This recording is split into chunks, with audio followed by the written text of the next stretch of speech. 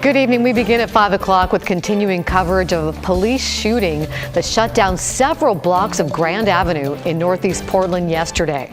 Thank you for joining us. I'm Laurel Porter. And I'm David Molko. While the latest update from police just into us leaves plenty of questions unanswered, it also sheds some light on the moments before shots were fired. Mike Benner joins us now with the details. Mike. Yeah, David, it's worth mentioning we've been reaching out to law enforcement all day for more information, and about a half hour ago they sent out that new press release, and it does provide some additional details, but not many. Here's what we do know. We can tell you this all happened around 1:30 yesterday afternoon near Northeast Holiday and Grand. That's where a Multnomah County Sheriff's deputy assigned to the Transit Police Division began speaking with a man as part of some investigation.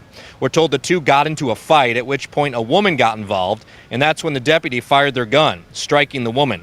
We're told the woman and man jumped in a car and took off, eventually crashing into two other cars at Northeast Weidler and Grand.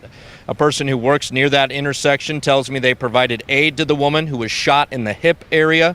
A second person who works near that intersection told me how unsettling this whole thing was. Take a listen.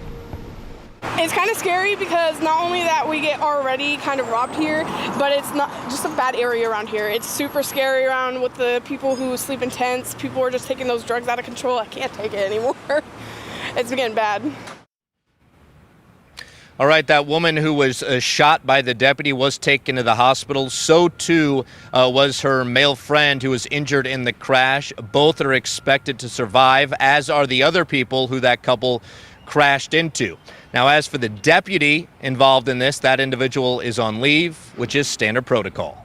Back to you. Mike Benner with the update tonight. Thank you, Mike. Shots were also fired in Gresham during a police response. It started with a report of gunfire this morning at the extended stay hotel. When police arrived, they say they heard what sounded like a shot inside one of the rooms. An officer fired into that room shortly after. They say the suspect inside was not hit and surrendered peacefully. Nobody was hurt. We're getting a look at the moment first responders saved people inside a burning retirement center in St. Helens. The fire happened early yesterday morning and one person died. St. Helens police posted this body camera footage today on Facebook. 3 police officers were first on the scene and started going window to window to pull people to safety. They raced inside the building, but an explosion forced them to turn back around.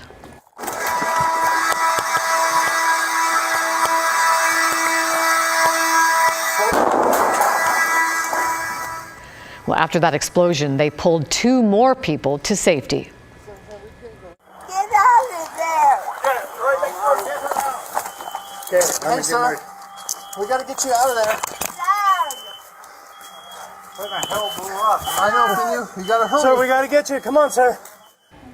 They really are heroes. One of the police officers had to go to the hospital after breathing in too much smoke, but that officer is okay tonight.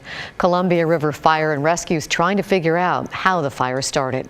Well, an update this evening on allegations against a Vancouver school district employee who is accused of recording students in a middle school locker room. Tim Gordon's in the newsroom. Tim, no arrests yet, and this investigation now goes beyond a single school. David, it does now because the district says the employee had access to multiple buildings, including at Skyview High School. So they are checking those other buildings and, as a precaution, locker rooms and restrooms at every school in the district. But this starts at Alki Middle School. That's where one staff member raised the alarm that a district employee may have videotaped the girls in the locker room. Deputies were at the school yesterday and then the employee's home, armed with a search warrant. Today we learned they seized possible evidence, including computers from that home. And while the investigation gets going, the VPS superintendent sent out a video statement to families. Our students and their safety are at the heart of everything we do. I'm angry and frustrated to have to send this message to you because it means the trust you place in us to care for our community's children, to care for our staff, to care for you has been disrupted.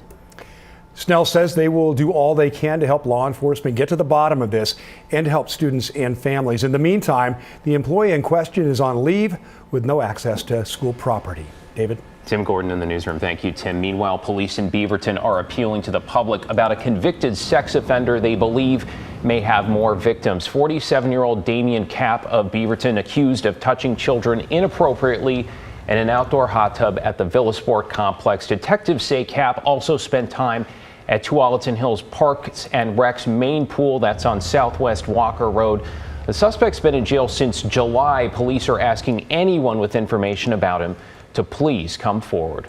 We're getting reaction from U.S. women's national team soccer players just days after that scathing report about sexual and emotional abuse run rampant in the National Women's Soccer League. Just a day ago, the Thorns and Timbers fired 2 executives, and there are more calls for owner Merritt Paulson to sell the team. The latest comes today from former University of Portland star Megan Rapinoe. I think without accountability and without, people, specifically who did the wrong thing being gone, that just says to us that nobody's really hearing us. So obviously the firings in Portland, we'll see what happens with the management, but I don't think that Merritt Paulson is fit to be the owner of that team. Rapinoe and Team USA are playing a match against England tomorrow. The report also said there's a culture of verbal abuse and blurred boundaries between coaches and players that runs all the way to youth soccer. We wanted to find out what's happening in Portland and the conversations going on in the wake of this investigation. Our Daisy Caballero joins us tonight after speaking with a few soccer leagues in the Portland metro area. And Daisy, what are they telling you? Well, Laurel, everyone that I spoke to tell me that they are not surprised, unfortunately, by these findings. They actually tell me that there has been talk about these allegations for years, but they're hoping that this is a start to the change that needs to be made, starting at the youth soccer level. It's shocking to say that I wasn't shocked. Portland youth soccer programs are speaking out in wake of the investigation into the sexual and emotional abuse allegations in the Women's National Soccer League. Reading it, you're horrified. You're disgusted. The Portland Thorns are one of the teams at the center of the investigation released on Monday. Former Attorney General Sally Yates found that, quote, abuse in the National Women's Soccer League is rooted in a deeper culture in women's soccer, beginning in youth leagues. As a parent, I look at my daughter and I say, what's going to happen? How am I going to protect her from something like this happening in the future? It could happen as a youth. Shannon Box won 3 Olympic gold medals and World Cup with Team USA. She now lives in Portland and is one of the co-founders of the all-women-ran Bridge City Soccer Academy. Box says having played soccer as a kid, collegiately and professionally, she's not surprised by the investigation findings, but hopes to be part of the change that needs to be made. This is somewhat why we started Bridge City Soccer. You're trying to figure out the right way to speak to a 7-year-old about these things that they really don't understand. Rochelle Hearns oversees the academy alongside Box and says they're trying to find ways to speak with their players about this difficult but necessary conversation. So hopefully making them more aware of it now, but also creating safe environments, and then being a voice in the public, being a voice in our communities, and helping try to be part of the change. I also checked in with the Oregon Youth Soccer Association, which oversees over 50,000 youth players in Oregon. I'm happy that we've had this investigation because now it's come out in the open. It's not just multiple groups pressuring, it's something coming from USSF. Steve Baker is the state president for the association, the largest single youth organization in the state. He says having adopted Safe Sport, a nonprofit organization created to protect young victims from sexual abuse at the federal level back in 2017, was something they take incredibly seriously. It's designed to make sure that we are more cognitive of what's going on the field, off the field, with coaches and adults at all levels of the game. All 3 tell me it's incredibly difficult to read the allegations made by 2 former Thorns players, Manaj Shim and Sinead Farley, against former coach Paul Riley. But they do thank them for their bravery in speaking their truth. A year ago to the day, we had some amazing women who were strong enough and brave enough to speak about what happened to them. And this obviously would not have come to light without it. And that's the unfortunate piece. It shouldn't have had to come to a third-party investigation to have this come out.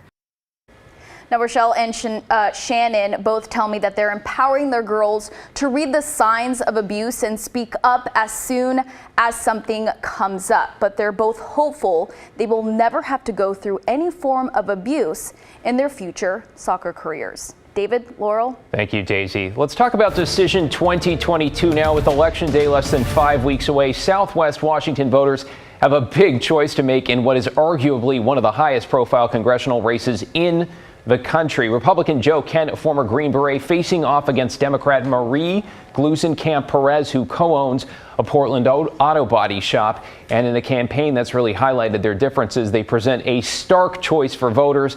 And as the New York Times put it, a microcosm of the big political forces at work in the midterms. Investigative reporter Evan Watson is here. Evan, you've been trying to talk to Joe Kent for a while now, and just this week, you finally had a conversation. Yes, David, I did, and it wasn't exactly straightforward. His campaign first denied an interview request with us, but then we went to his town hall this week, and he did agree to talk to us after that event ended. Joe Kent is a military veteran who's endorsed by President Trump. He touts himself as an America First, anti-political establishment candidate and aligns himself with the more far-right ideals of his party. He told me the January 6th Capitol riot seemed like an intelligence operation, and he's still skeptical of the 2020 election results, although he said he'll accept the results of the upcoming election that he's in. If elected, Kent says he wants to obstruct and shut down the federal government to prevent the passage of future Democratic Party policies. That includes reversing green energy projects in favor of American oil expansion, and he's against sending money to help Ukraine. In a district that's favored Republicans for the last decade, Kent says the primary results show a shift in the Republican Party. We did much better than I think a lot of people thought we were going to do, and so we're starting to move the Republican caucus. They're at least having to acknowledge that a lot of people out here that they count on for votes, for financial support, that this is where the party is actually at. It's with the Trump America First agenda, and even some people who don't. Multiple times this year, Kent has disavowed ties to white nationalists or extremists who have supported or consulted with this campaign. I asked him about that in our interview. That's coming up on The Story at 6. And then next week, we'll share an interview with Democrat Marie Gluesenkamp-Perez, the other candidate in this race.